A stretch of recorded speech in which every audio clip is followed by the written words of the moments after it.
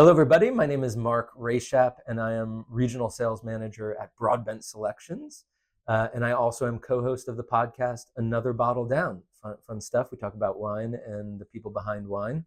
Very excited to be here with Serendipity and talking about one of the iconic wineries of the world, a winery that redefines what you think you know about wine.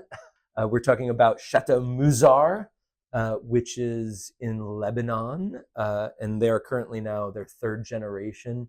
Lebanon, whew, why Lebanon? Lebanon was really the crossroads of the Phoenicians. So we see that vines came from the Republic of Georgia and really was brought by the Phoenicians all throughout Northern Africa, through the Iberian Peninsula. The Phoenicians were great shipbuilders and agriculturalists. So they invented grafting. So we see a long tradition of winemaking in Lebanon.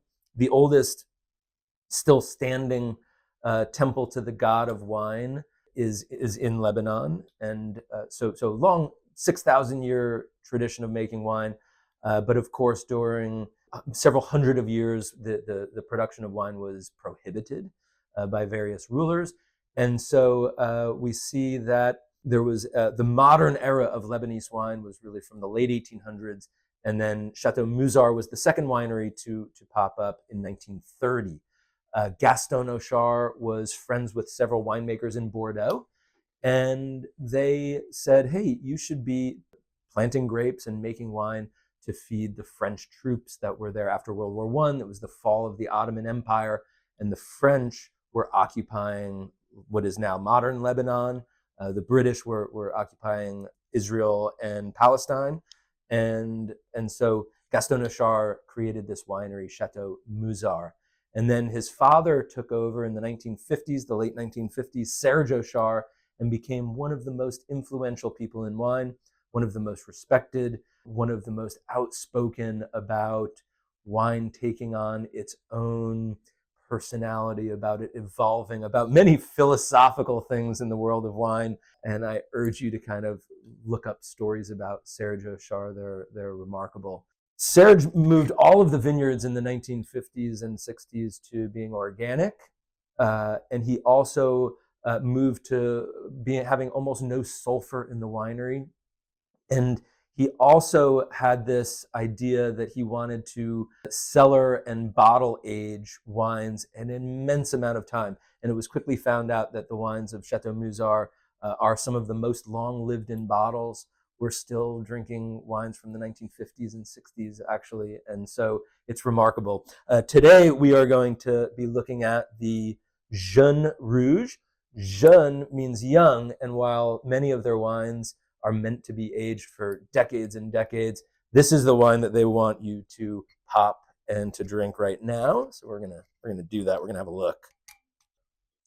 So all Chateau Musar reds are a blend of Cinsault, Cabernet Sauvignon, and then the third variety varies with the bottling. The Jeune Rouge is a third Syrah as well. So Cinsault, Cab, and Syrah. It has this deep, rich color, and we really have a hard time placing where it's actually from if you were to tackle this wine blind. There are some sommeliers who have described this wine as aromas of Châteauneuf-du-Pape on the nose, Bordelaise on the palate, and then something like Burgundy on the finish. So that's kind of a fun way to think about this wine. Boy, really rich, dark berry fruit. I love this crushed herb note that really puts you in the Mediterranean.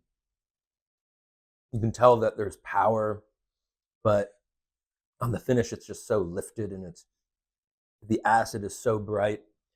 The grapes are grown in the Bekaa Valley, which is actually not where the winery is.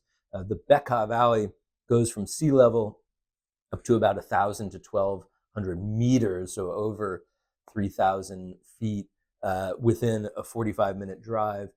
So you're very high elevation, and that helps the acidity, the freshness.